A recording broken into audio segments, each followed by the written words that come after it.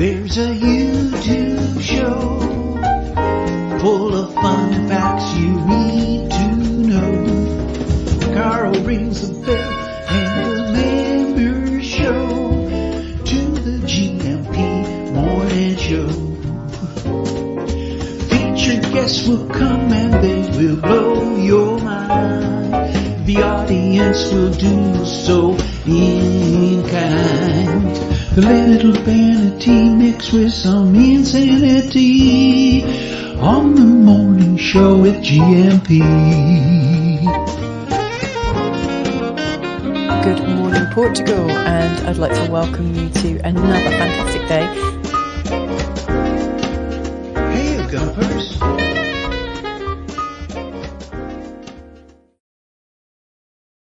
Hey, you GuMPers! Hola, bon dia, Alegria. Munson here with the Good Morning Portugal show live stream and podcast. I've got Mamabear in the green room. She's on with us at about 9 o'clock, but she is taunting me with an English breakfast. Stop it, Em. That's so unfair. I'll show you a picture. She's got Lurpak, which I think is about, there's a little portion of Lurpak butter, which I think is worth about £5 Unless you're in Wetherspoons, where I think she is, where she's managed to have a breakfast, a massage, a new set of clothes, a pint of beer, and a whiskey to follow, and a taxi home, all for $9.99. It's amazing. Wetherspoons UK. Good morning, everybody. How are you today? The three wise men are in with added wisdom from Deagle this morning. Isn't this amazing? Is it the eve, or does Joe Biden arrive? Does Uncle Joe arrive in Belfast today? Let's have a look. Bon dia, Carl and GuMPers from a cold Belfast, 3 degrees dry, but a storm coming with 50-mile-an-hour winds. Heavy rain later into Wednesday. Yellow weather warning for Deagle over there. Nice and mild here in Portugal this morning. 16 degrees, Deagle. You may or may not be pleased to know over here.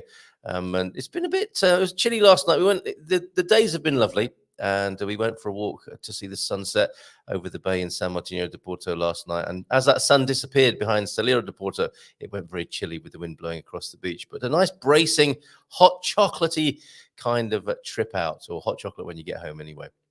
So Joe Biden is in Belfast, already there to celebrate the 25th anniversary. Some poignant words here from Deagle this morning. And thank you, Deagle. And thank you for the update. Lots of love to your family, my friend.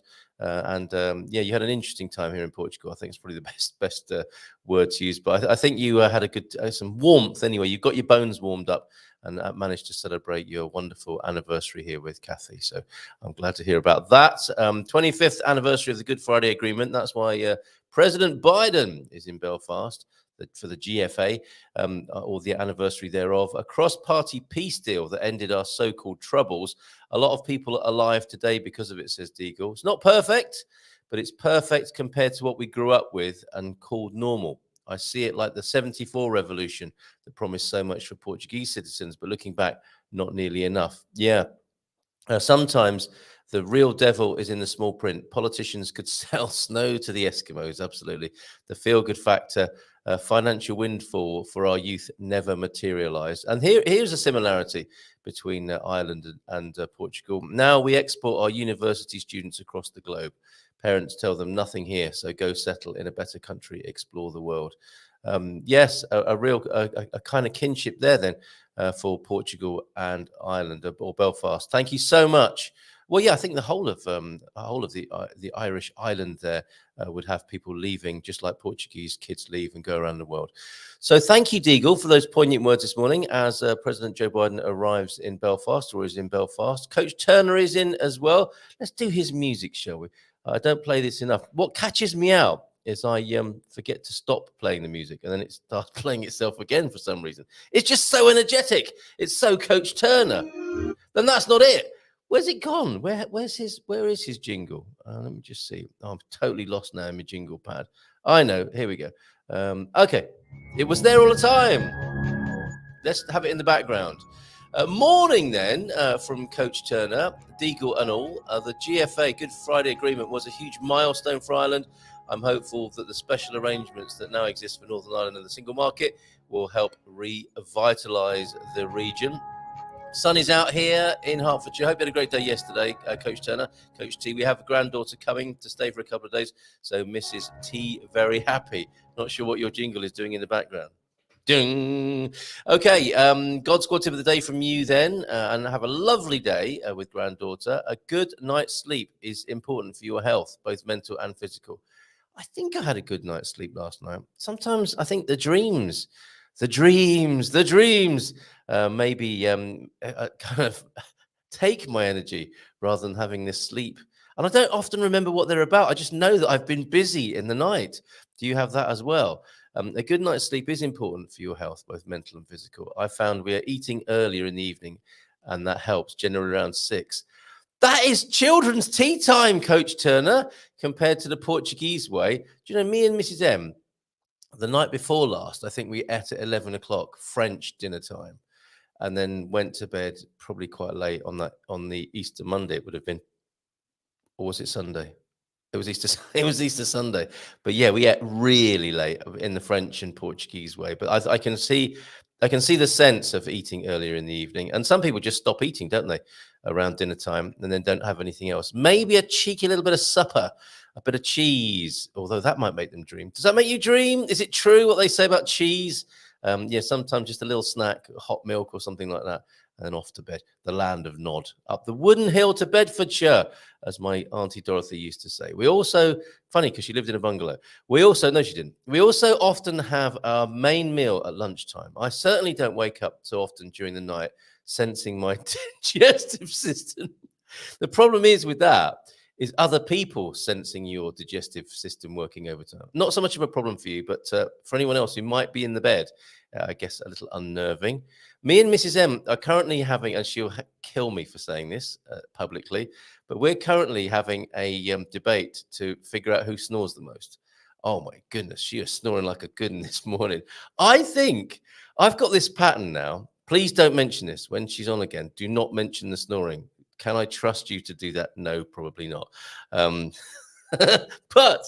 I have this thing now, this sleep thing now, where I go to sleep, and I'm one of those people, I think pretty much as soon as my head hits the pillow, that's it, over and out. And then I feel like about 20 minutes later, I wake up again. And I think it's because of Mrs. M snoring, because I wake up and I don't know what's woken me up. And it's probably because she's done one of those, those, one of those, wild boar snores that you feel is coming raging through the forest. I wake up at that point, and she's woken herself up a little bit with that. And then she's back asleep, but I'm awake. I don't know. That's my theory anyway. Please do not mention it. Try altering your eating patterns and see if it helps. Okay, that's a good experiment, isn't it? Coach Turner is not all about crunches and squats. He's also about a little bit of experimentation. So perhaps see how it's difficult in the Portuguese culture. As I said, Portuguese people like to go out in the evening and eat late. Don't even start partying in the evening till 9 or 10 o'clock. And food is going to be a part of that. But I get it. You don't have to do that every day, do you? You could do that at the weekends. And you could actually, then you've got the A-B comparison, haven't you?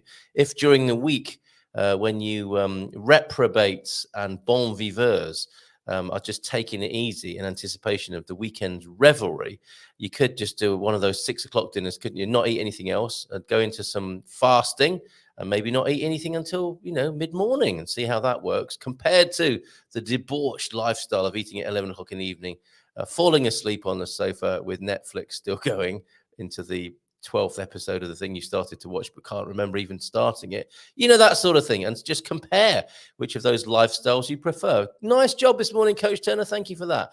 T-Duck is in. Three wise men were here around 8 o'clock. Bon dia, GuMPers, says T-Duck, and a deep thought from Aldous Huxley. Enjoying these. And we found out yesterday, didn't we, that he had a utopian book called Island, I believe, if I remember rightly. And, of course, A Brave New World, which is the one our human minds tend to focus on and be more aware of. That men do not learn very much from the lessons of history is the most important of all the lessons that history has to teach. Aldous Huxley, right there. And he was the English writer and philosopher. His bibliography spans nearly 50 books, including novels and non-fiction works, as well as essays, narratives, and poems. Thank you very much. And T-Duck's Portuguese saying of the day then, gênio e figura, ate sepultura. Genius and figure to the grave. What does that mean? What is bred in the bone will not go out in the flesh. I get it. I don't understand that. What is bred in the bone will not go out in the flesh. Genius and figure go to the grave.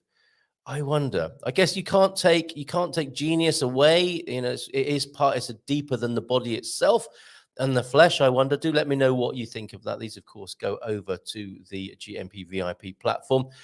At that point and at that moment, so I don't forget, can I just show you my new website?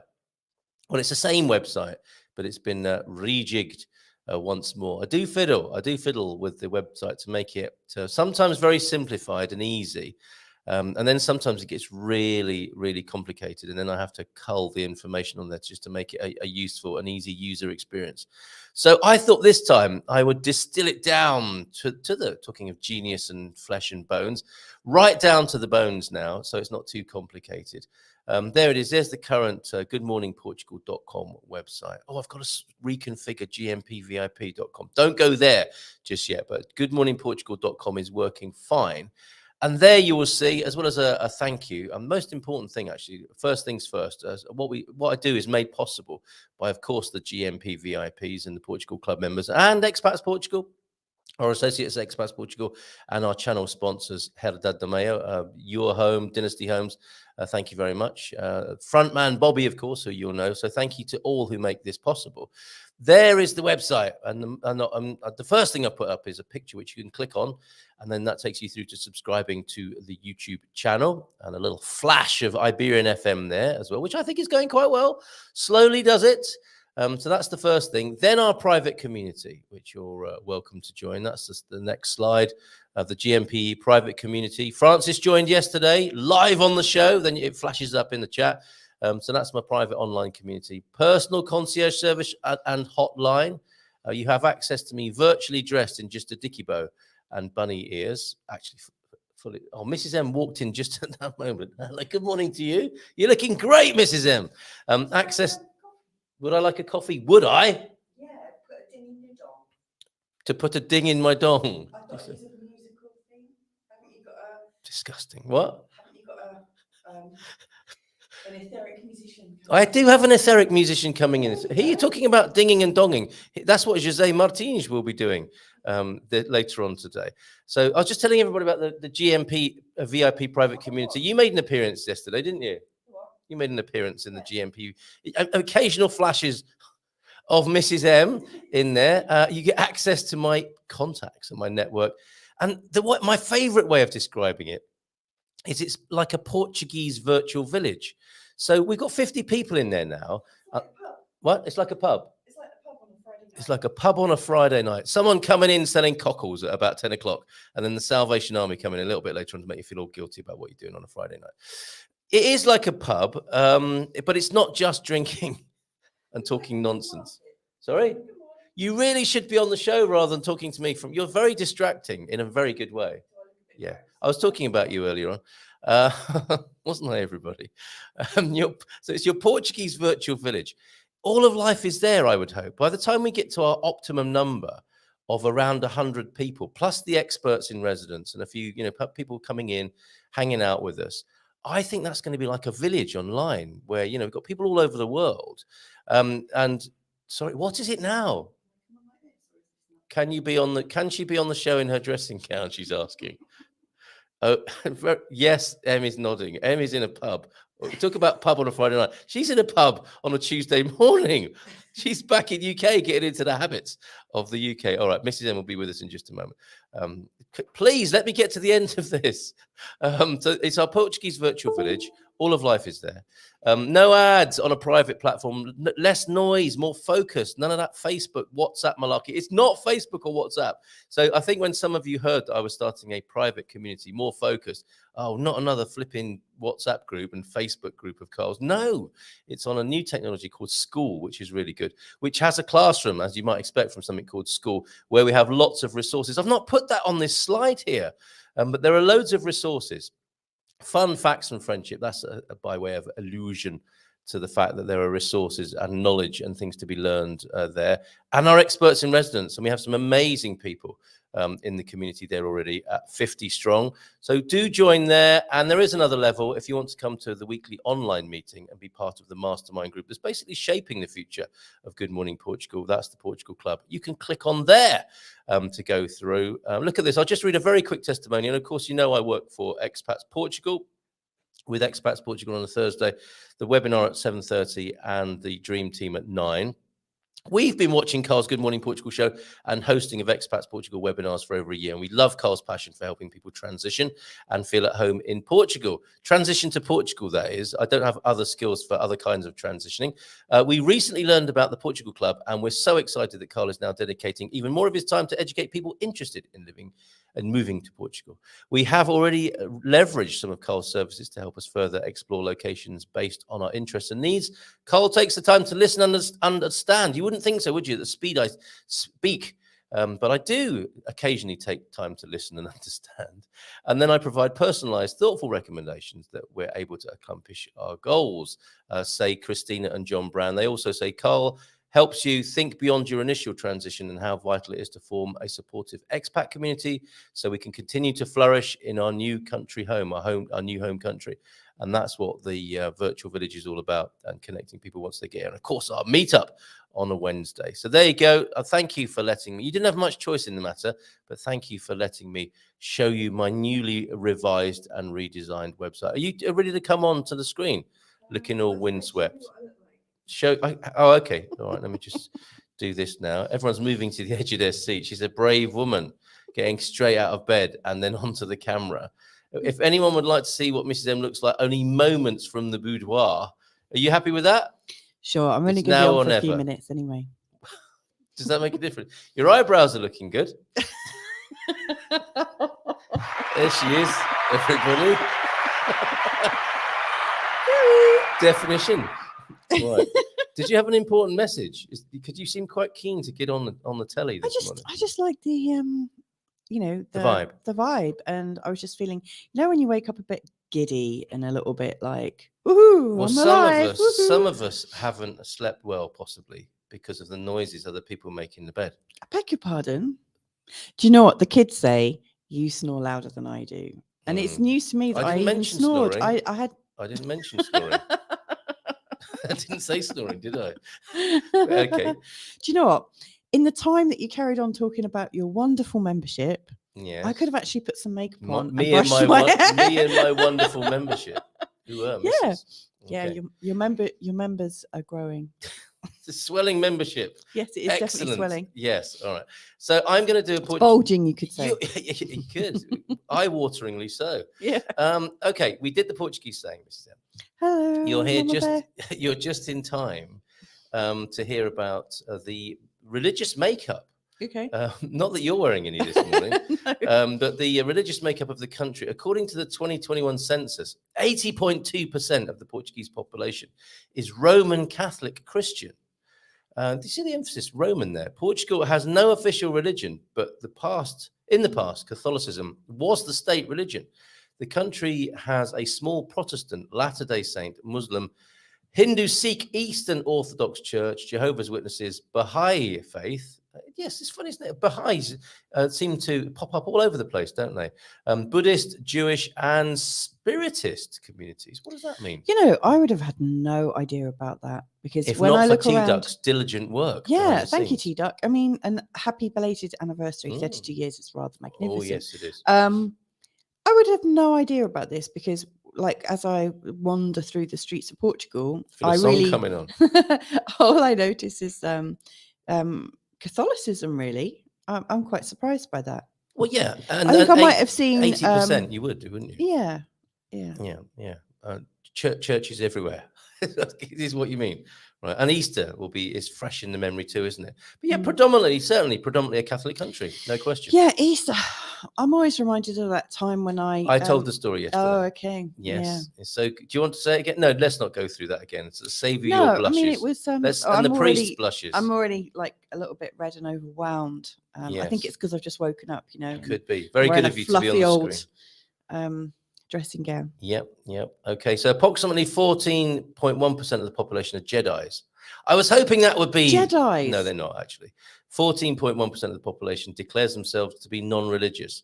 Now, you know, on the day the census person comes round, people are quite comfortable to say they're non-religious. But then when the proverbial hits the fan, I suspect a few more people are religious, don't you think? In times of trouble and need. And that isn't necessarily when the census person comes round. But there you go. Do the census people still come round? Oh, was it online, do you think? I have no idea, but I mean, how would a census? I mean, that would be a really cushy job if you're the census person collecting stuff from Portugal. Why? Because you go, do you fancy a barrel while you're here? Well, that would be very cooking? cushy. I mean, like, you know, if you haven't been to Portugal yet and you drive around, or if you've driven around Portugal, you'll know that as you're driving around these towns, it looks like they're ghost towns because everyone's shutters are down. Oh, so you go knocking on doors, not knowing Yeah. if anyone's in or not. Okay. And the chances are you just wander around getting heat stroke, Yes. knocking on doors and getting no answer. Do you think they went through quite a lot of census people who had to retire early from the job? Well, it'd be one I job imagine they I would went out in the consider evening. doing. I mean, that's great. I mean, you've got the population of, what is it, Manchester, or a combination between Manchester and London, spread out over a country almost the size of the UK. That's a cushy job. Well, I with I like wonder. some houses in the middle of I nowhere. think somebody do might that. say, Give me "Au that job, contraire, please. au contraire." We might have a Portuguese census operative. I want to be the one that works in central Portugal. I don't think you get to choose. I don't want to be the census person that does Porto or Lisbon or any of the big high I don't rises. think you're going to get to choose, frankly. Really? Yeah, it's a public office. You can't say, "Well, I'll do that street with trees on it, but not that one because that looks a bit hot." It's got a lot of dog poo on it. With all the reflected Yeah, leaves. I don't think it's going to work like that. But if you know anything about the Portuguese census, call in now on 913-590-303 and put Mrs. M straight on that. Yeah, I like being put straight. It's good. Dad jokes to come. Is being put straight part of the God Squad tips of the day? It could be, couldn't it? Yeah, It's like maybe. going to the chiropractor, being put straight by a chiropractor. Thank you for the dad jokes. T-Duck's got a few errands to run. Won't be able to watch much of the show live. But you see, his emphasis there is on he'll come back and listen to the podcast. Like, hey, talking of which, we had a nice mention of what we do. Hey, did you say your Chat GPT write-up? I didn't yet. I didn't. No, I haven't yet.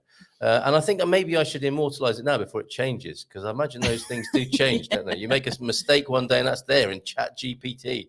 But look at this. Good morning, Portugal. ¿Qué tal, amigo? Muy bien, Carl. Hope you are going well. Carl runs a channel there in Portugal called Good Morning Portugal, which has some interesting information on people that are interested in that country. So check Carl's channel out. Pretty good, huh? Spine speaks. Yeah. NLB studio, ¿qué tal, amigos? And his backdrop was Murcia. It was very good. Yeah. Blossom. He was surrounded by blossoms. Who doesn't like to be surrounded by blossoms first thing in the morning? Capricorn 12. Voila, bon dia todos. Says Chris, how you doing, Chris?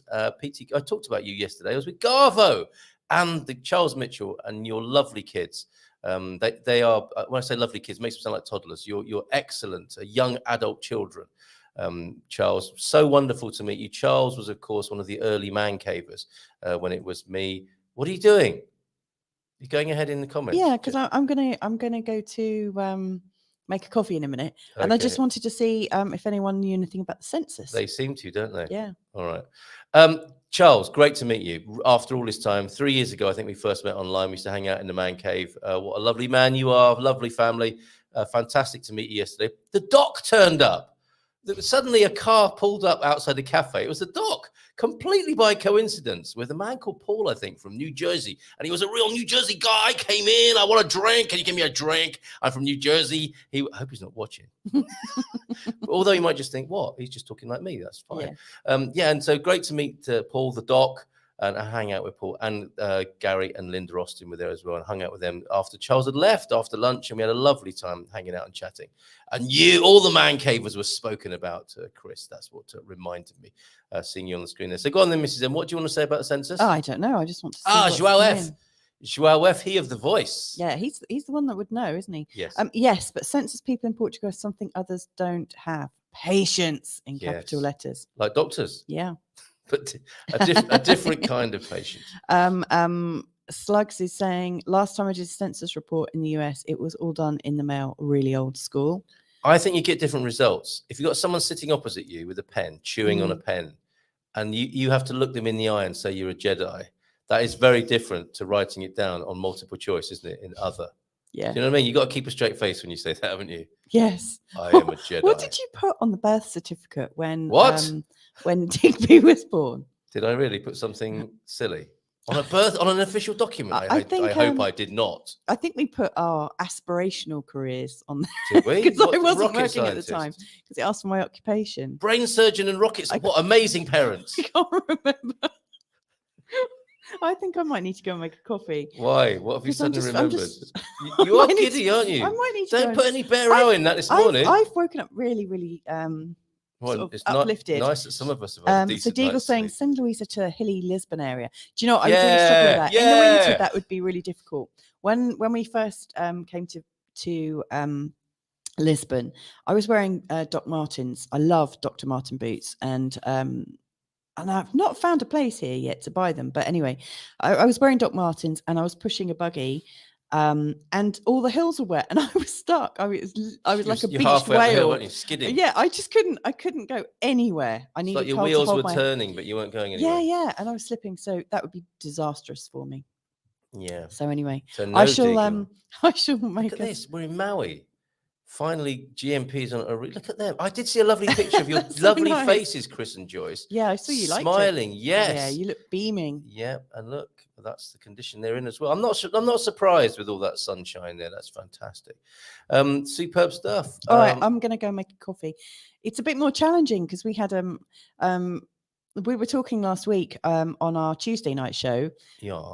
about resources, weren't we? We were talking about Oh, the tonight cost we'll of be on living. again, won't we? Yeah. Part 2. So we were talking about the cost of living Yep. and how in some properties in Portugal you need to buy a replacement gas bottle. Our advice was to have a backup gas bottle, wasn't it? It was, yes. And also we were advising people, you know, with Easter coming up, you know, to Make sure you get some gas. make sure you get your shopping in and stuff. Yeah. And as Carl showed the most recent gas bottle receipt, I said, oh, it's almost 6 weeks ago. We should get another bottle. And we didn't. Guess who ran out of gas and didn't have right enough before the Easter and holidays. didn't go shopping before the shop shut? The people who give the advice about that stuff. So I think after the show we can go shopping and buy some more gas. because Anything we everything's say, I mean, reopened. that's proof that anything I say about Portugal is a serving suggestion. It is not the law or the Well, it's definitely not the gospel law. truth. I It's mean, like, we could have done with taking our own advice if we'd taken our own advice. but who couldn't in this world? But we're quite haphazard, and we are Exactly. quite well prepared with camping gas and stuff. Okay. So hopefully we still Don't got go enough- just yet because you've got to say hello to Em and look at her breakfast before we do that. And I'll say hello to a few more people. We'll come back to your comments in detail. Jean by Randy is here. Joao de Norte is in. Carl Hyde, the Englishman in Lisbon. Good morning to you. And Chris, of course. Chris is here. Marcus, who I mentioned before. Hope you had a lovely birthday yesterday. Dougie's in. We saw Doug's Bugs yesterday. Francis is in too. Joao F. And Antonio F. Not related, joining us, as is Sarah Taylor. A few of you GMP VIPs there. Good morning to you. Lee McGrady as well.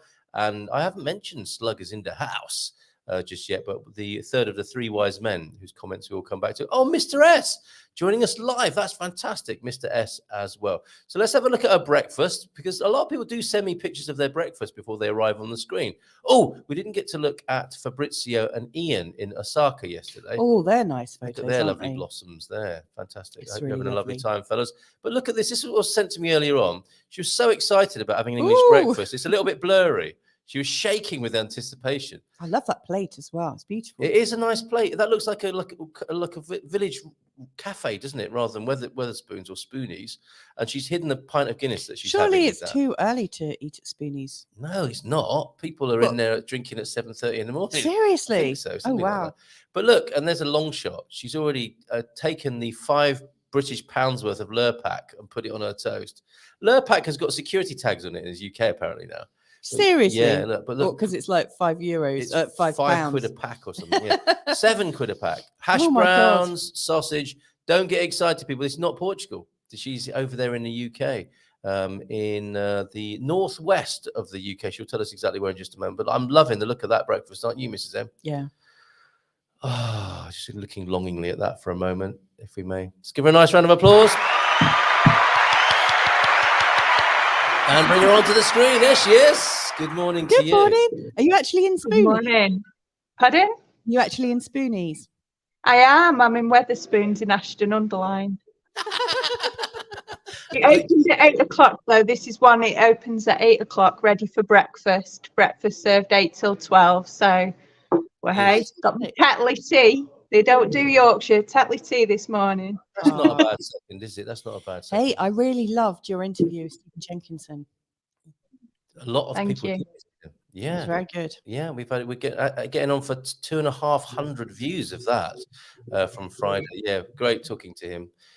Yeah, it was quite the feat that you pulled off there, inviting him and bringing him to the screen. So great job. Have you had any further reflections on his wisdom that he imparted to us on Friday? No, not yet, because being in the UK, you land in the UK, don't you? And then all these people who you've not seen in such a long time want to see you, and they want to fit you into the day. And every time you sit down to do something, someone appears. It's like you go to the toilet, they appear around the S-bend sometimes. It's like you really don't you really don't get to just breathe. And everything is so noisy here. I mean, I live off grid. I'm sure houses are on grid in Portugal are really noisy too. But being here in the UK, the noise, the sirens, the cars, there's so many cars. I haven't seen that amount of cars in the last 2 years in Portugal. You see that more coming out of the airport. You're like, whoa, car overload, Wow. light overload, sales overload. Everything's a walking talking advert. It's just wow. So just trying to breathe in this kind of environment, it's like, get me back to Portugal. Really? So you're having a I real wouldn't- culture shock at the moment? Well, yeah, I guess so. It's overwhelming, and seeing family and friends and all that emotion, and seeing the places where you grew up and where people were born and died, and so many memories, so many chances to, I don't know, sit with your grief, so many chances to talk to people about living and dying, and obviously the talk with Stephen and yourself over the Easter Sunday dinner table with family. Yeah. It was an interesting one, because my mum was like, shh, don't bring it up, because and I was like, well, Mum, it doesn't matter what I say, someone's going to bring it up, because they want to know what happened, they want to know about it. I can't avoid death at the dinner table, and that's society's for you today. They don't want to talk about it. And the fact that my grandparents, both my nanas, I'm so blessed to have Nana Jean and Nana Joan, and both my nanas are 87 and 88. So they're coming towards the end of the life, obviously. You know, maybe they've got 10 years left, but my nana's outlived her mum by nearly 20 years. Wow. So the fact that they don't want to talk about it, even me, the one who's always known to have the foot surgically removed from the mouth at the dinner table, it really is different, you know. Trying to, how was the interview? It was lovely, thank you, Nana. Yes, we talked. And my mum's face, and thinking, don't talk to that about death in front of Nana Jean. It's like, man, I know. Death phobia right at the table. Well, it's such a delicious irony there. But that sounds like, are you writing a book? Because Death at the Dinner Table, although it sounds like a murder mystery, That sounds like a great it could be a really good name for a book, uncovering the taboo, couldn't it? Death at the Dinner Table. Yeah, and how you can talk about death, how you can introduce it. Yeah. Yeah, it is interesting, because people have sneaked it in. People have quickly tried to have a talk about things, and I've had a quick, you know, I always have a jest, because my mum goes on about what happens when I die. Make sure this happens. I go, have you done your will yet? Have you? No. I've only been saying for 5 years that you need to get things in order, because it doesn't matter what you say if you don't get your stuff in order. Yeah. And I give them a task. I said, go on, I bet you can't do it by Friday. And they didn't. They found something else to make an excuse about. So it's normal. This is normal family life. People are scared to talk about living and dying. Well, even unconsciously. They don't even want it to slip in. But then even my nana, who's scared to talk about death, she'll sit there and she was telling me about my granddad's death and about leading up to it. She was telling me about other people. So even in her way, she's trying to have the conversation, and I'm being there and being present and allowing what she's ready for, but I'm not pushing it. Do you know what I mean? Yeah. And when you get that it's quite a common phrase at my age, and you think, oh, here we go. And it's like, you know, as long as you're alive and you've got a brain, you've got neurons, and those neurons that fire together will wire together. So it doesn't matter how old you are, you can train yourself to do anything, and nothing's a barrier as long as you've got a working brain. Yes. Well, she doesn't like that. Because she's happy being uncomfortably numb. And that's her right. People will fight you for it, won't they? Definitely, yes. They will fight you for it. Yeah, definitely. yeah, for sure. And we are stimulating conversation already about the taboo, the great taboo. And it was funny, wasn't it? Because Stephen Jenkinson, during the conversation, said, I'm known as the death guy. And he never set out to be that, but that's just what's happened to him. And it's a name he can't really shake off because of the work he does. Check it out. It's on our YouTube channel now, anyway, if you want to listen to a really interesting conversation with a man who has deeply delved into the subject. I've written, and that's the other thing. It's not really a subject, is it? That's what he was saying. It's like, it's not a thing or a subject like, you know, you've got your fitness and you've got this part of life and that part of life. And then there's the death bit. It's a bit more overwhelming and central than that, isn't it? We've disassociated, and as we as a society disassociate ourselves, like he said, it's not that we're not willing to have them, it's that we don't want to face things. We're not ready to welcome people and death back into our homes, because it means we'd have to live with it. We couldn't carry on doing what we do. We couldn't carry on doing, and we couldn't carry on working and doing all those things. We'd have to be sitting with the death, and we can't just walk away from it like we can in nursing homes and care homes and hospitals and leave it to someone else. We'd have to take responsibility, and taking responsibility is scary. Not many people do it. You know, in the UK, you see so many people not taking responsibility. We'll blame someone else. It's easier. You know, we'll blame the government, we'll blame the religion, we'll blame the hospitals, we'll blame the medical profession. But who's taking responsibility for their own actions? Yeah. And how much of their energy are they putting into blaming someone else? You know? Sorry, I've got to go. Speaking of needing to go, I actually do need to go. Talking of taking responsibility, I need to. Right, you're ready. on your own now. I've got to get our boy ready. He's going for a day on the Kinter today. So. Very good. A day on the Kinter. Yeah. Another great book to be written. Yeah. Thank you, Mrs. M. I look forward to that cup of coffee, that cup of Joe. All right. Thank you for popping in. Thank you for letting me come on in my sort of. You're welcome anytime. Fluffy state. You're looking lovely, raw, authentic, beautiful. Very raw. There you go. Raw and authentic. Beautiful. Ciao. See you later, love. Thank you very much. Excellent. Right. I've written that. Oh, she's pushing the table over as she leaves. Crikey. I've written, this is what I want in my will. I'm being chucked over the Niagara Falls in ash form. What a way to go out of the world. Well, I guess that's not going out of the world, is it? That's to be acknowledged in such a way. And a kindred spirit with you there, Em. I love talking about death. It's a great room silencer with lots of feet shuffling and throat clearing. You're used to that, aren't you, Em? I suspect as well. Absolutely, yeah. But it's good though. It gives people a chance to explore their truth. You know, it's all right, people trying to avoid it, but usually when people are making a bit of a deal trying to avoid something, it's something they actually do want to secretly talk about, and you're giving them a way in. Yes. No, you're quite right. And I wrote something down because I wanted a few.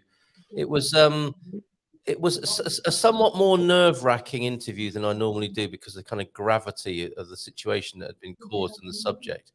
And I wrote a few notes down, and one of them was something that he himself wrote in the book Die Wise.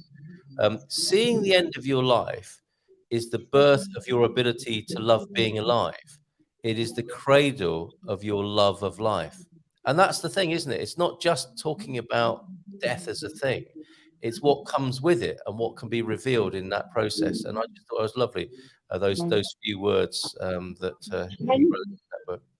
When we sit and we realise that we might die, it's something we don't really want to think about, but sometimes our health, it forces us into a corner where we think, oh, blimey, you know. When I had a stroke at 37 years old, it really was like, wow, you know, much earlier than that. I was 30 when I nearly lost my leg, and they said, well, you'll either lose your leg or die.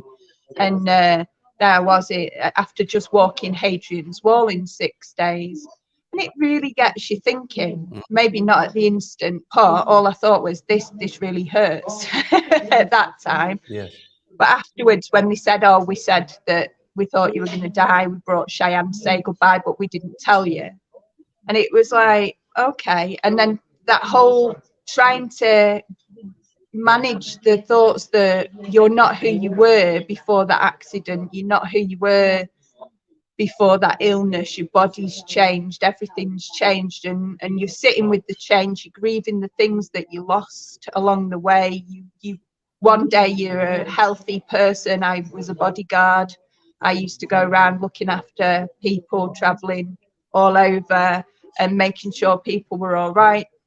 And then all of a sudden, here I was, couldn't open a packet of crisps or a bottle of water.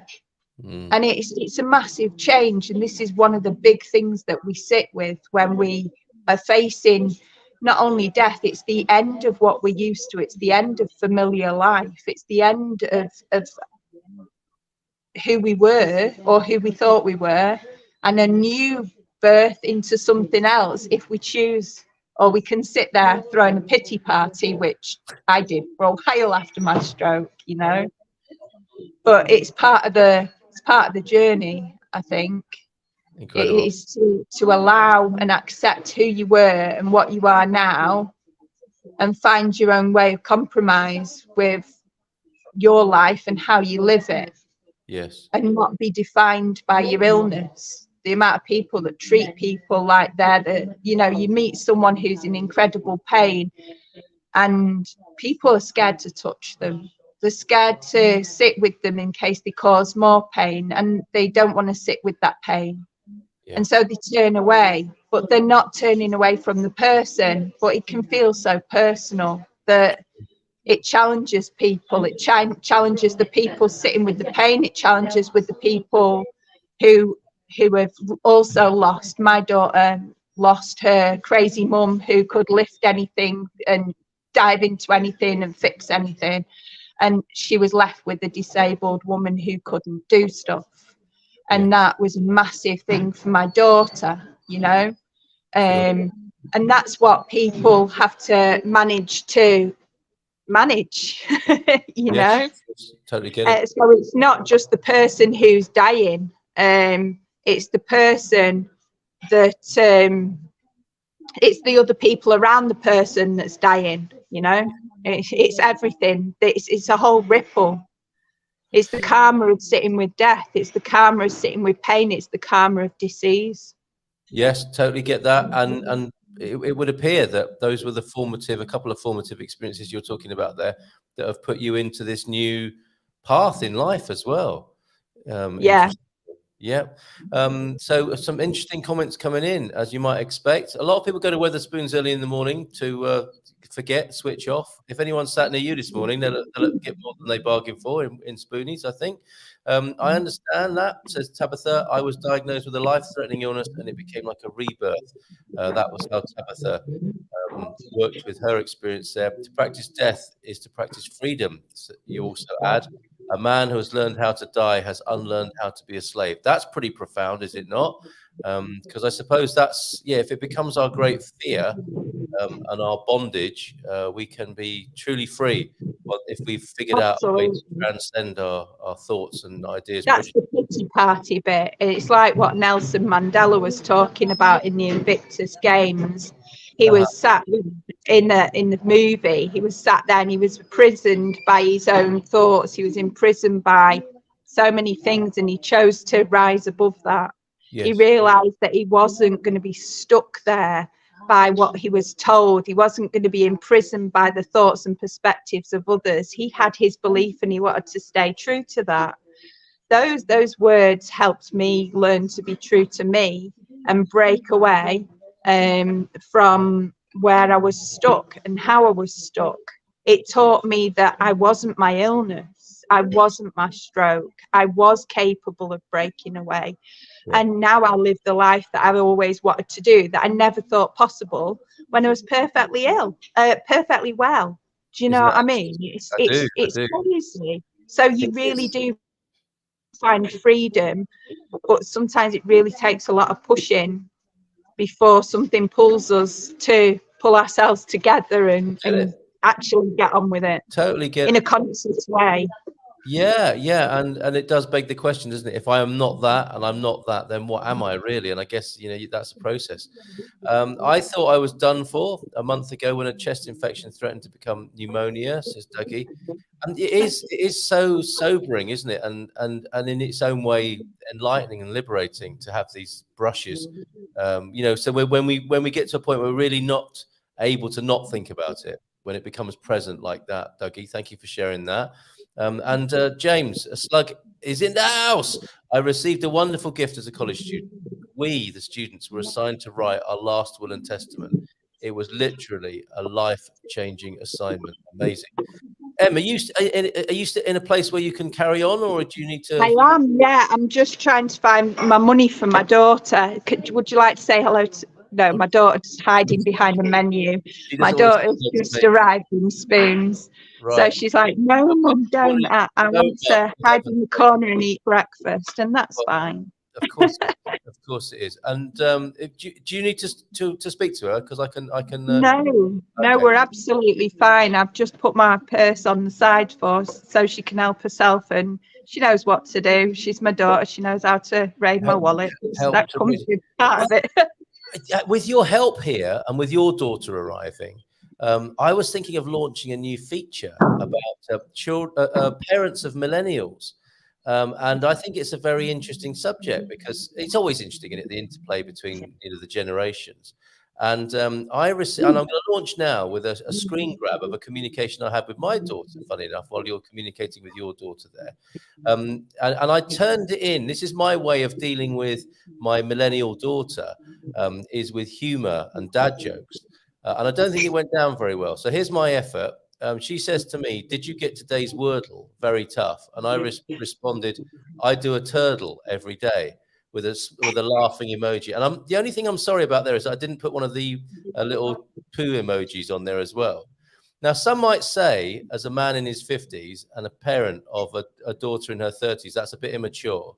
But I thought that was pretty good. What do you think? I think that's fantastic. I'm highly embarrassing for my daughter, but I'm incredibly proud of her too. Yes. And you've given me a perfect opportunity to explain something or share something here. Please do. Yeah, what I've found is many people who are our age or older think, the kids today, they don't know they were born. And you know what? I want to put something out there. I want to share this thought. Well, how about these kids that are taking the karma of all our generations? They're dealing with the climate crisis. They're dealing with all the choices that we've made. They're living with it. They're dealing with. They were born into this conservative government, or just after. They've had 15 years of that. Then they can't. Most, like my daughter, can't even remember a Labour government. And she's having to carry the weight of all of that. Yeah. She had to manage to get through the education system, which is crazy. She's trying to work her way through life and navigate that. And it's so hard for our children, for these teens who are trying to make their way in the world and trying to understand it. And I really feel for them. And you know what? Just to get up and keep going, I'm proud. I am really proud of what they do and what they achieve, regardless of what everyone's telling them. Yep. Because they have to put up with us at the same time. And that's much harder than it was for people before us. Yeah. And these are the people that are going to lead the way. These are our trailblazers that are going to show the world what compassion really can do. Yes. You know, I've got a Agree lot of hope completely. for them. Very good. And you're right, absolutely right. And I despair when I see the generation that's coming through being criticised. That's not to say they're beyond reproach or don't need any help or constructive criticism from time to time, as we all do. But they have a quite the situation to deal with, I think, and I think they need all the help we can get. And the casual put downs and all this kind of woke bashing. There are symbols of this generation that are coming through, I think, that I think old farts tend to pick up on quite casually and not respond very well to. So I think, yeah, they need a lot more space and love. Wait a minute, says James. I thought the job of being a parent was to embarrass our children. Did I get that wrong? It's all part of the job, I think. Are you sure you read the instructions leaflet? That's the problem. There isn't a right instructions leaflet, is there, for this job? There's no right, there's no wrong. I mean, no one knows how to be a parent. I've screwed up with the best of them. But I tell you what, I continue to love my daughter and do my best. And that's all a person ever can do. And sure, we make mistakes. And sure, no one gets it right all the time. So what? You know? And we all...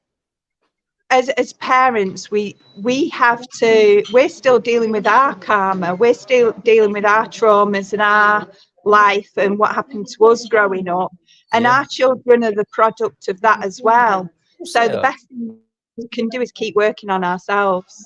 Absolutely. You know, not take responsibility. Yeah, and I suppose that preoccupation with doing the right thing can be quite painful, whereas being loving and doing your best, you couldn't really wish for more than that, could you? Those are the hallmarks of the great elders and parents, grandparents and so on, aren't they? That's what we love about our grandparents, is that they really love us, or they appear to, and the best of them. And they're doing their best. They're not preoccupied with sort of the rational part of parenting and the judgment side. They're just compassionate and open, aren't they? So that will be a pretty good role modeling, isn't it, to bring some of those grandparently qualities into the parent level. And there you go. Love is always the answer. There you go. So if in doubt, be a little, find a bit more love, and there's always a bit more love available. Apparently, the cartoonist Al Jaffe died yesterday in Manhattan, age 102. That's a good innings, isn't it? And you mentioned Nelson Mandela. Great to see you, Kaelele Mlongo. Thank you for popping in occasionally, as you do. Nelson Mandela's legacy of humility and service lives on not only in South Africa but also around the world. So thank you for popping in and for saying that this morning.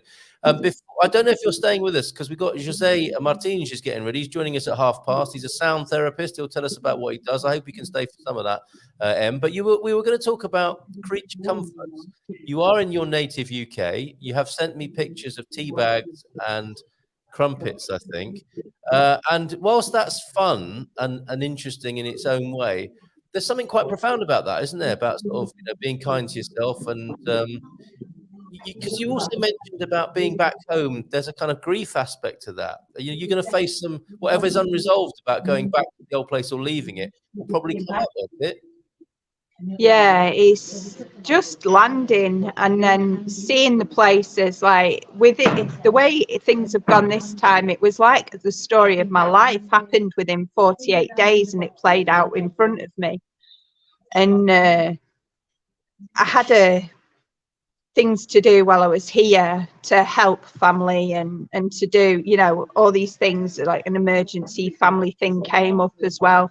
And trying to navigate that and then seeing all these different places and then getting to talk about living and dying. And it's really interesting. It gives you the opportunity to bring things up that maybe were causing friction and to be able to find ways to bring them to the air, breathe life into them, breathe fresh life. It was so good to see my nana for the first time properly in maybe 5 years, and to be at her house and to sit with her and listen and just listen. Yeah. because we're not all that lucky, you know, and it's that chance to just sit, and then my nana's there. Would you like some cake? Yes, absolutely. Nothing beats the Bring cake it on. that my nana bakes. Yeah. So I told my friends, and she's going, "You're not that vegan thing, are you?" I said, "No, I'm a cakeitarian. I just eat Brilliant. lots of cake." So Fantastic. obviously, my nana found that highly funny, and she Yeah. keeps feeding me cake, and that's easy. Love on a plate, isn't it? Love on a plate. Yeah, Great. absolutely. You can't beat that. And watching her baking in the kitchen and those smells, it's like, wow. Yeah, It's so comforting, you know. yes, there is just. I mean, you know, my experience of that. You know, the British grandma baking, and always having time, you know, for to make you a cup of tea and sit down and say, okay, so what's going on? Tell me about it. Tell me about what? Anything. You know, that vibe is available to all of us, isn't it? We can practice that. And there they are, the placeholders, kind of practicing it and sharing it, as which is my sort of not glamorized, but you know, sort of mythological memory of how grandmas are in the UK, and I certainly see that here in Portugal as well. It seems to be a global, ubiquitous quality of grandmas. So that's lovely to check in with that. And so you are buying tea bags and crumpets. What else have you enjoyed over there in the UK, so that we can educate people about what we miss about the UK? Well, it's sights. It's the whole sensory experience. It's walking through the park that you grew up on. It's Wow, seeing your old primary school or what's left of it. It's seeing the places that you used to live and how they've grown and changed, but remembering all those memories. And it's not, you know, it's stuff that you wouldn't change. You wouldn't exchange all the Yorkshire tea bags in the world for that. It's to be able to sit and be present with family and friends, and to share time and space with those that you love. That is the amazing thing about the UK. You get to see your mum, you get to see your daughter, you know. There's one thing that you can do being on video calls and all that, but when you're actually here and you get that, you can smell them, you can see them, you can touch them. Yes. I wouldn't advise tasting them. That really isn't so clever. Just stay with the cake and don't taste Yeah, your relative. yeah, very the good. cakes and Oh, I love the dinners, and like I don't really eat meat, but over here in the UK, if someone's fed me something, I bet it. And I've sat here and ate full English this morning because I could. because you And could. it's not that I refuse to eat it. It's just that why not? You know what I mean? Why not? I'd And have then eaten I'll come that. back to I'll come back to my home and I'll be eating vegetables and vegetable soup and fruit, and I'm happy with that. I've got my Portuguese life and then I've got my UK life. And making the most of it while you're there. All right, let's say a few more hellos and catch up on a few comments before we welcome our friend José Martins, who was there, available as translation on Friday. He did a great job. He didn't have to do very much, fortunately, and was able to tune in with us to the words of Stephen Jenkins, and we're very grateful to him for being there. Chris Marcus is in Jean. Bom dia, saudações e alegria do Solidade e Bonito Moncarapaccio em Algarve. Good morning to you, Jean. Byrandy's in Bom dia from a blissful Bairrada this morning. Fantastic. T-Duck was watching a different channel. That can happen from time to time. Couldn't figure out why I was the only one in the chat. Whoops. Okay. João de Nort is in. I think we've got some news from the household of João de Nort. Senora Nortish. They've got a new cat. We're going to hear more about that in just a moment. I think bon dia, one and all, from Carl. Good morning to you, Carl. Our agency thing's doing pretty well, isn't it? Incredible. First night with Catface then. It took many hours for him to settle down, but by bedtime he was snuggled and purring. Wow.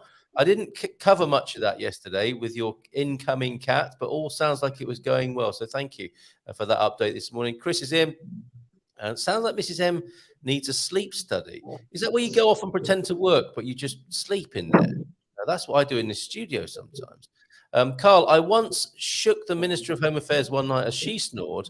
I pretended to be asleep, and as she jumped up. Next morning at breakfast, Kathy said she woke up during the night. Naughty. Very good. Good morning, Carl. Luisa, it's a real pleasure to be here again from Chihuahua F. That must have been earlier on. Bom dia, criaturas. Feliz terça from Francis. And good morning, everyone else from Chihuahua F as well. Thank you, everybody, for being here this morning. Good morning, Sarah. Bon dia, Carl, Luisa, this morning. Yeah, good morning, people from Lee McGrady. Oh, he'd love to be in Weatherspoons with you, Em, having a pint and a breakfast this morning. I can see Lee in a spoonies up there. Thank you all for all your comments from our earlier conversation, Tabitha, as well. Always great on the Departure Lounge. And yeah, that's what we're doing. Once a month, we're with Mamabear McGowan. She, of course, of Share and Care Portugal on Facebook. And of course, we have a private closed circle to discuss these issues. Should anybody want to, you're very welcome to join us. Just drop me a line for that. And she's here talking openly about death and dying on the, what are we, second Tuesday of the month. And she brings a special guest with her every month, who today, let's give him a nice big round of applause, would be our friend here, José Martins. We met on Friday. Thank you for the work you did on Friday, being there. Should a Portuguese question arise, José, thank you. Did you enjoy the talk with Stephen? Bom dia, Portugal. Bon dia, bon dia. Good morning, Carl. It's a pleasure to be here, and thank you to welcome me, and of course, Mamabear and great friend. Hello. So good to see you. And Friday was very special. I'm very honored to at least be in the presence of that gentleman, Stephen Jenkinson. He is really amazing, one of a kind. So it was a great experience. I didn't have to work much, but I really enjoyed the privilege. Thank you. Well, thank you so much for being there. Really appreciate you being there, because it was important to us that, you know, we were hosting him in Portugal, albeit virtually. He was visiting Portugal for an hour, and it seemed right. And it was very kind of you to offer your services should any translation be necessary. And it still might be, of course. We might get questions, might be on the YouTube channel. And who knows, when he comes back, I hope you can be there then again as well. Because there was a suggestion, wasn't there, that we would all connect should he come back to Lisbon at some point.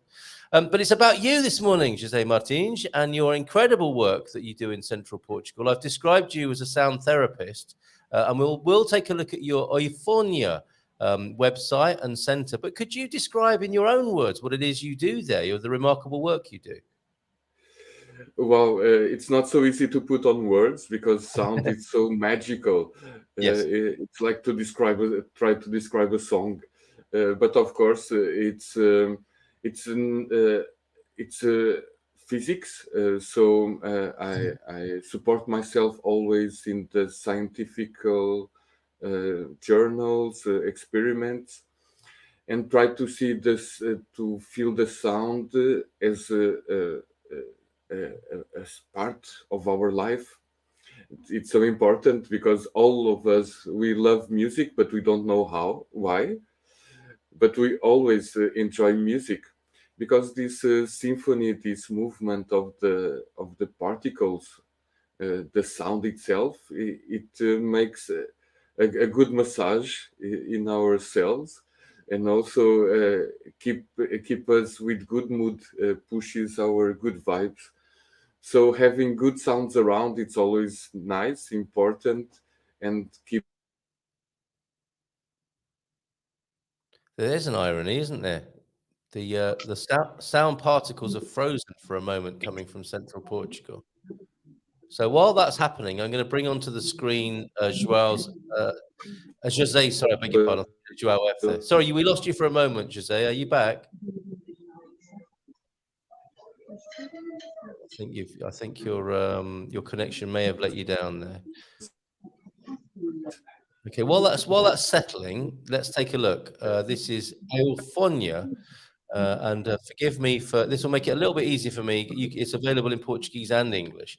But look at the amazing things that José shares with the world here. Oh no, you're back. Okay, let's come back to you while we've got the connection working again. Or have we? So funny to be talking about sound therapy and then not being able to hear you, José. Oh. José has one of the biggest sound collection here in Portugal, or there in Portugal. It's the largest collection of musical instruments and things to do with crystal sound. His collection is absolutely fantastic. It's magnificent, and his events that he holds is just pure medicine. Medicine, there you go. So the therapeutic and healing benefits. I think that's what you're beginning to talk about there, José. And here we see some of the incredible things that Em's talking about. Can you Yes. describe them to us and the benefits and what the experience is of working with you in this way? Great. I'm happy because our body is not a crystal itself, but has lots of crystalline structures. So the sound generated by the crystal itself, it's more biological. So our body enjoys more. And we have this kind of different formats that we can, operate the sound itself. And of course, the most common is the bowls. Then we have tuning forks, we have crystal singing pyramids, we have the flutes, we have the bells, we have the chimes. So we have different ways of experiencing or receiving the crystal sound itself. So yeah, it's what I always try is to have the most recent and the more powerful instruments in my shop, so Yes. people can enjoy and of course can share with other persons. Oh, lovely. And it is a shop and a center, isn't it, where you can have treatments and sessions with you.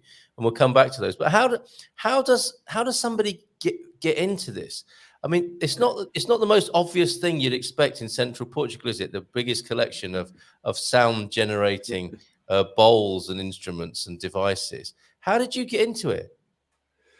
Oh my God, it's been such a magical and not planned journey, this life, or these different lives inside this life. But yeah, I was in. I don't know if I am an engineer, so I'm always curious about the matter, the forces, the phenomena, the miracles themselves. And I always enjoyed the sound. And when I got to know the crystal singing bowls in 2010, it was like my passion to know. I discovered my love in a way. Yes. And it was magical because I feel that everyone likes to sing. Everyone likes enjoying music, and I just was a little bit more courageous and faced my insecurities, all the beliefs that I cannot sing, I don't have a good voice, and all these kind of things. And I enjoyed so much. Then afterwards I started to share with other persons, and also inspiring other persons to go forward and overcome all these nonsenses of not singing well. Because Yes. I can tell you that only a person that is almost dying uh, cannot have a good voice. An healthy person, for sure, has a good voice. Yes. So it's an inspiration for everyone to experiment our voice, our instrument, our music, our inner music. Then can be going outside to the Well, other that's persons. interesting, isn't it? Because we are instruments, then, aren't we? We are human instruments of sound communication. And on that basis, it's a shame, isn't it, that some of the sounds that do come out of us, and that we have this same in the way that Mamabear, is about addressing the taboo and what's happened with the conversation and our awareness of death and dying. You're that same person in a way with sound, aren't you? Something terrible has happened, really, almost criminal, that people believe they can't sing or won't sing or are embarrassed to sing. And what's the beauty of them that can come out of them without those ideas and thoughts is then kept from the world and kept from them. They don't see their own potential in that way. So thank you so much for being a representative of that potential and possibility here, our neighbor in Portugal. So am I right in expressing that way? Is that a correct and appropriate way to put it? That, we do have this, we all have a song, don't we, metaphorically? And we are a song. We are a song. There you go. We are a song. Tell us more about that. How do you encourage that in people? So in a way, we are like a little bit pioneers, bringing new approaches, and also this format, Good Morning Portugal. It's also a pioneer format and inspiring new people. Yes. And what I try to do is show them that they are allowed to express themselves, because nowadays mostly we express by text. We don't speak, and Yes. we hear sound by headphones. Yes. So even our language, our voice, in a way, it's like there is someone that they don't want us to talk. I don't know, but it looks like. Yes. So expressing ourselves is one of the most important things, because we are social beings, and it's important for us to get some validation from the outside, and also validate others in a positive way, not on a judgmental way, of course. And it's good to have friends, because we can express with our friends. It's good to have family, because we can express with our family. It's good to have like work buddies, or because if we can, the more we talk, the more our thoughts are coherent, because our voice, our speech forces the geometries to organize. So it's always good to talk. It's always good to speak. It's always good to sing. So it's very healthy that we can do that, even talk alone. It's not madness, because in a way, talking alone is just bringing some sound to our thoughts, because mostly of the time we are thinking of something. So it's just to bring more sound to the thoughts. And why not speaking alone? It's very healthy, and also helps to organize our ideas, and sometimes feeling new or feeling new point of views. Yes. That we Surprise our mind yourself. wasn't going there. And when you speak, sometimes you get an aha moment, isn't it? Yes, for sure. And it's, I guess it's a bit like bearing witness to yourself, isn't it? There is something very different to what you think you're hearing when it's a thought, and then what actually happens when it's outside, because that breaks the kind of barrier, doesn't it, of in a dialogue and what goes on in the mind when it's expressed out in the world. Something like we know from, like you're saying, when you speak to friends, family, work buddies, it's once it's said, it's out there, isn't it? And then there are dynamics that belong to that sharing and that expression. This is amazing. This is amazing. And look at this, José and Em. Pete is in touch with Egypt. Bon dia from one of the cradles of ancient civilization. A very interesting perspective on death, especially visiting the Valley of the Kings and Queens and going inside a pyramid from the 27th century BC. Is it as long ago as that, Pete? We don't recommend being buried with your slaves and servants. That, I think, there's an outdated practice that shouldn't continue. But they probably have one or two things to share with us, I think. And Pete's there. We just listened to the sounds of the Karnak temple with no one else there for 10 minutes the other day. It's just like at the farm. It lifts your inner spirit to hear nature. And there he was in a building that is sacred, I suspect, in the Karnak temple there. And of course, yeah, temples are created, are they not, José, to accentuate the song, the human song, and the song of the earth, and these other sounds that we seem to have buried a little bit. I mean, is that part of your work as well, to uncover or recover the natural sounds and the natural communication? Because, like you say, with the headphones, with the texts, we're inundated with a different kind of electronic and brittle communication now. Oh yeah, so many distractions. that pushes us away from our center and our place of being. And singing, in a way, it's one of the best practice that you can have, because you cannot be stressful and singing. You can Yes. start. You cannot. It's from the muscular point of view, it's not possible. So the moment you start to sing, you start to relax. You start to enjoy yourself. You can share with other persons, and the sound was always sacred in every tradition. If you go to the roots of every tradition, the sound was always sacred, not sacred as only for the priests or for the highest priests or for the elites, but they felt that the sound it's so powerful, because one thing that you said that is very important about sound, that the sound is transdimensional. It comes from some part that doesn't exist on the matter, the silence, and Yes. then transport the information from the silence to the matter itself, to the sound. So Yeah. all the traditions found that sound was very, very, very special, and our tradition or our society is based on electricity. Like everything is electronic, everything comes from electric something, and some civilizations they base their technologies on vibration. That's why many civilizations we don't understand their secrets, because their technology was based from a different one from ours.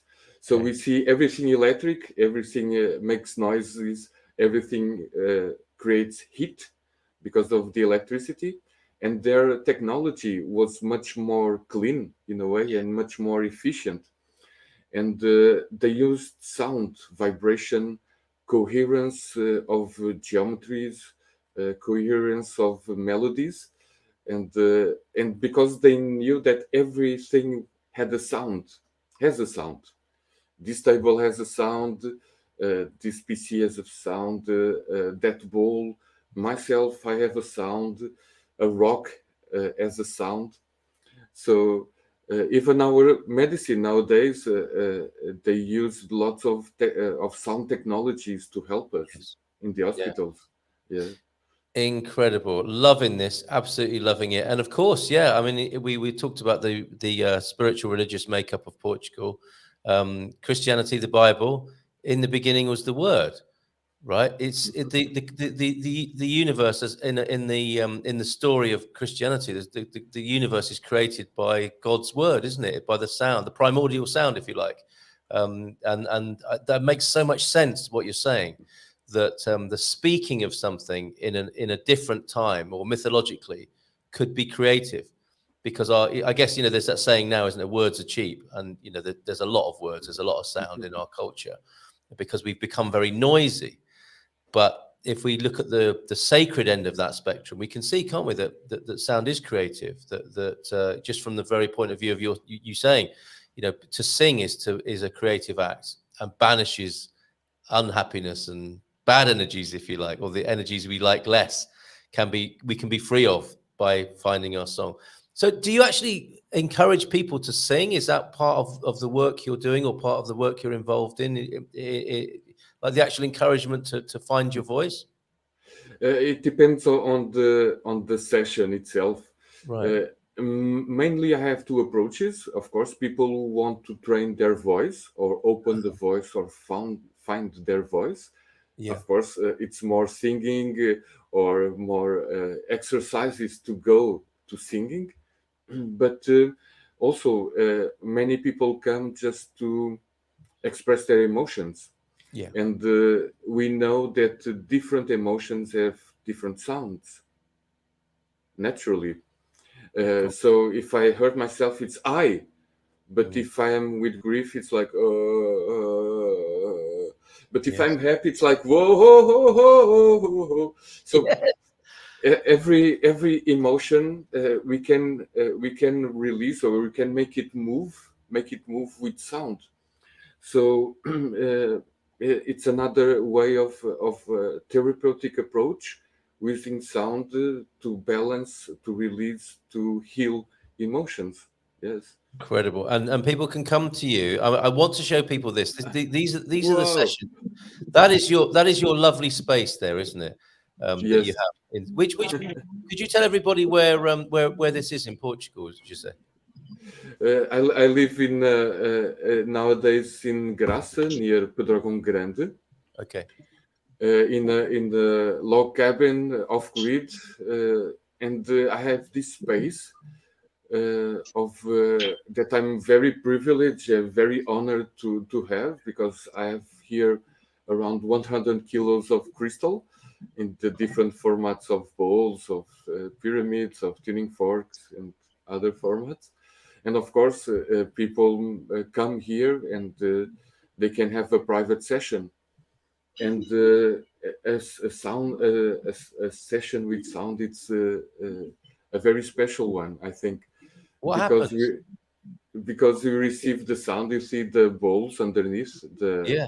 the bed, so you receive the sound from the backwards. It's not usual, and you receive in stereo, and also the bowls make a little bit the bed vibrate a little bit. Oh, So right. you receive, and so you are really relaxed, and you receive sound in a different way, different sounds, because most of the people they don't know the crystal singing bowls, and it's always an experience of a deep relaxation, because sound it's the most powerful tool that we have to uh, uh, to help to relax all the muscles and all the cells. It's the most powerful technique of relaxation.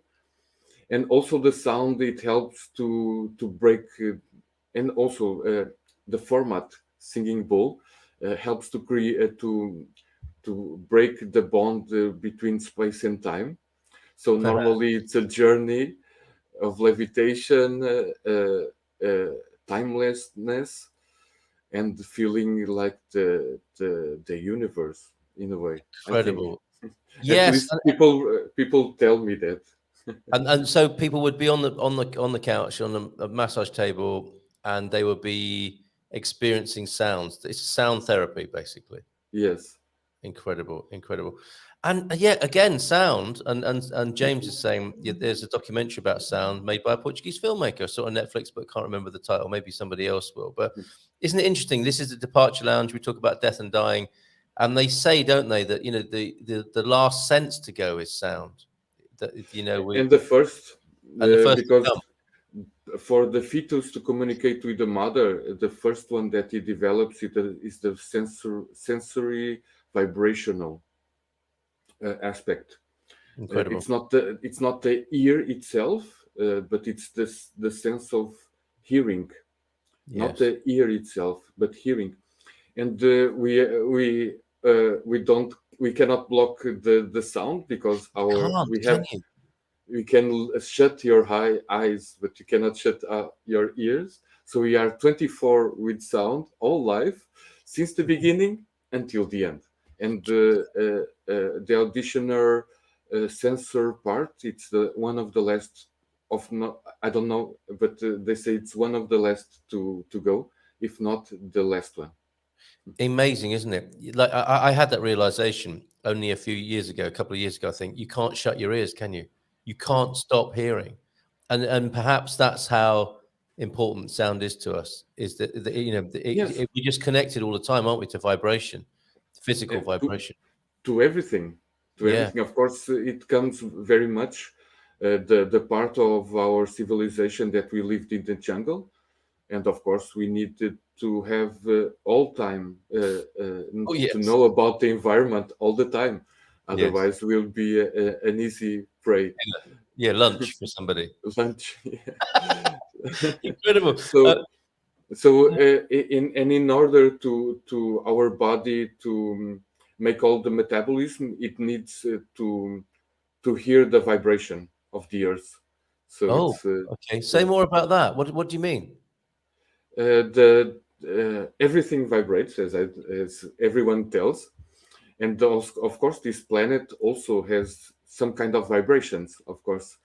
And in the beginning, when NASA was sending astronauts to the some, they say, outside Earth, most of them, they started to get sick on the first days, and then they realized that they put just a small generator of signal, and voila, it changed.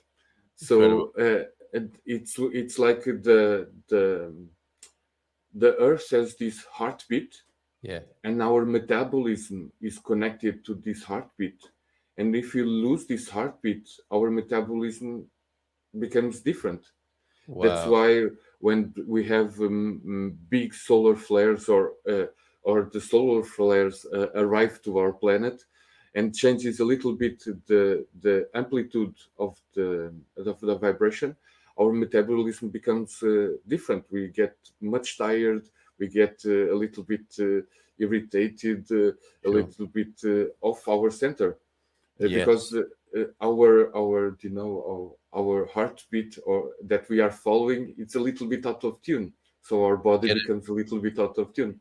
So Cosmic it's very cosmic arrhythmia. Cosmic arrhythmia. exactly. Yeah. So it's very Incredible. important for us to be connected with the earth, Yes. and that's why it's earthing, walking barefoot, putting the hands on the soil, get some sun, walk on the sand, because it's good for our metabolism to really get that pulsation directly. We are always getting, because we are on this field, of course, of the atmosphere, but it's better if you can connect directly to the ground itself. Thank you for you and your message this morning. It is Soa. That'll be by a filmmaker, Raquel Castro. Oh, Em, have you got to go? Oh, Jose, also, come on. Is it a bit noisy there, Em? Is that why you're writing that rather than speaking it? Are we getting other vibrations at Weatherspoons this Well, morning? there's a fair bit of noise here. I just hope you can hear me well enough. I'm just saying, Jose offers a service. You don't just have to go to Jose. He can come to you. He does. He was created an amazing thing for people as they transition into this life. He created his own thing to help people, help the beautiful new lives enter, and he's also created something to help people as they leave and they make their final transition. He also can play at funerals. He's amazing for helping people with grief work, and as well when people are sick or struggling with terminal illness, his therapies can give people ways to come to terms with things in ways that words cannot. His music is true medicine for the soul. Thank you, Em, for bringing Jose our way today. You're a remarkable man. Thank you very much. We'll come back to some last words from you, Jose, in just a moment. Thank you for that, Em. Unlike other art forms, music is the one that transcends the boundaries of the limits we impose to ourselves, says Joao F. If you only look at a picture if you choose to, you only go to the theatre if you choose to. But music is something you can hear even when you're not expecting it, and it can fill one's soul. It absolutely can. Thank you very much. So, Jose, you have the centre, the shop. People can buy online. It's a remarkable. I mean, this is just one of the many things you appear to do. What's your message to everybody about sound vibration, about healing? And please come back at some point. I'm not, let's not have this the last time we speak. Please come back. Have the key to the studio. Your sounds are great sounds, so come and make them again sometime. What's your message just for today? Oh, thank you, Carl. I'll be delighted if I can return, because I follow your work. Thank you very much. And of course, very happy for this invitation for Mamabear, and great friend. And what can I tell to people is, don't hold back, express. Oh, yes. Sing, of course, I'm with sound, so I always invite people to sing. But dance, paint, create something with your hands, with your thing. If you don't have hands, use your mouth to paint. I don't know, but express yourself. It's one of the most important things now. It's one of the most things that society needs us to do, is to express ourselves, to put our art outside. And our art, it can be an engineer, it can be a mechanic, and can be a doctor, it can be a professor, it can be I don't know, a carpenter, but put your art to the world. Everyone needs that special spark, that it's unique. So if you feel to sing your lungs out. It's very good, very releasing, and also if you hurt yourself, it will heal faster and better if you shout, if you scream the moment you hurt. So sometimes society says, "Oh, don't scream, don't." No, do it, because it's your body that invites you to do that. So express yourself, even with F words. Express yourself. Why not? Thank you. We'll have a special session on that. I think maybe you can teach us the Portuguese F words and so on, and we can learn how to express ourselves. We've got to go through That the would whole. be funny. I'm sure it would. Got to go. She's got to go and dance, I think, Sarah.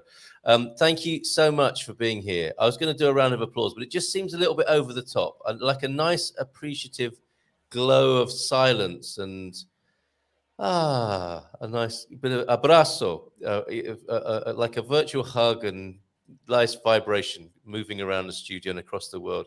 José, thank you so much for being here. Mamabear, thank you for bringing this man here. You find the most incredible people to share with us. So have a great day, both of you. I'm sticking around for a bit longer, but thank you so much, both of you. Have a beautiful day.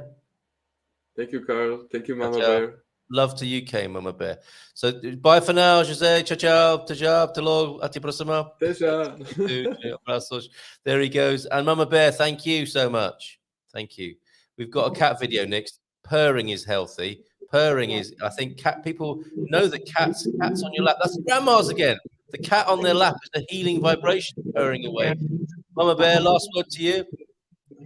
Well, thank you so much. Yeah, whatever you do today, express yourself, stay true, stay authentic, stay raw, and just be. Woohoo! Okay, thank you very much. And Mamabear, see you later. Love to UK. Bye for now.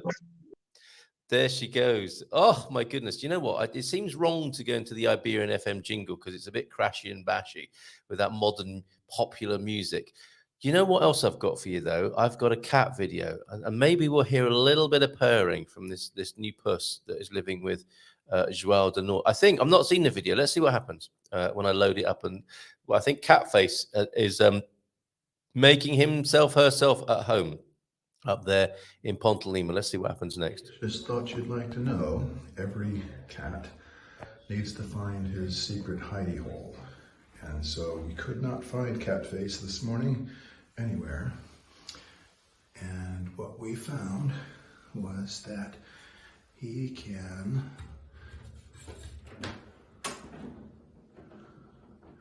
get into this little drawer from the back side. Hi, Catface. Oh, Catface! I think we'll be following the adventures of Catface, won't we, on the Good Morning Portugal show? A quick Iberian story after this.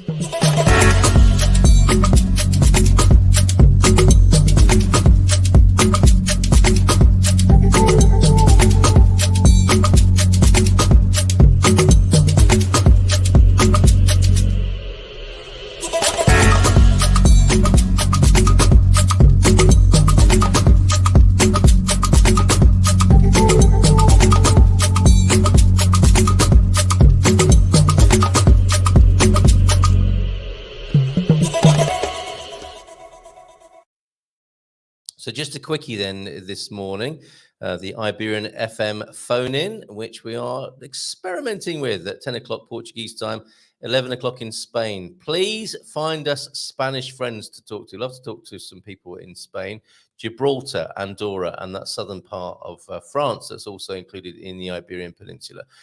Tune in, call in, and let us know what you're thinking. We also have a Facebook group and page as well. Hold on, just got to send a quick message outward.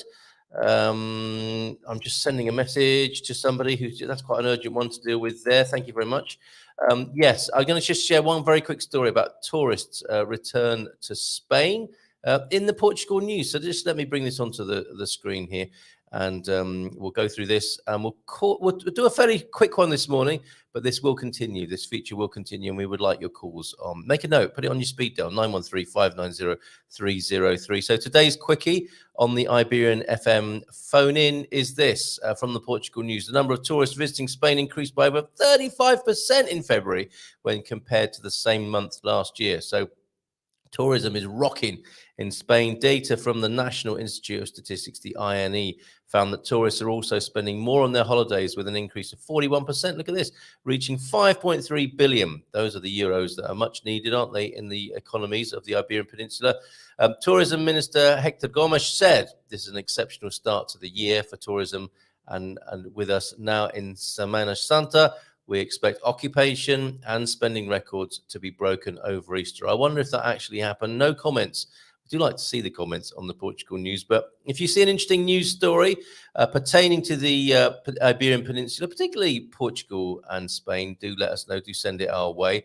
And we'll look forward to sharing it, and also to talking about it here when you call in on 913-590-303. So that's your Iberian FM phone-in talking point for the moment. We'll segment that and we'll stick it on the YouTube channel. And this conversation will grow and grow on this Iberian Peninsula of ours that we're learning more about each day. Bon dia, Carl, a Facebook user. FU, who are you this morning? Ever listen to a heartbeat? There's a nice thought to end on. Go listen to somebody's heartbeat now, maybe. Ask for their permission first. Could be a bit odd. Talk about primal. It's there, beating inside us and others all day long. Do we listen to it? Do we echoes like, as Mamabear McGowan might say in the north of England this morning? So funny that, isn't it? The basics. I think Pete is referring to the basics. What he says, sometimes we lose lessons from the past, don't we just? As well as expressing yourself today, why not open yourself as well to some of the lessons from the past, some of the good lessons from the past. I wish you a great day, and we'll see you again tomorrow morning for Ask Anything About Portugal Wednesday. Have a good one. Bye for now.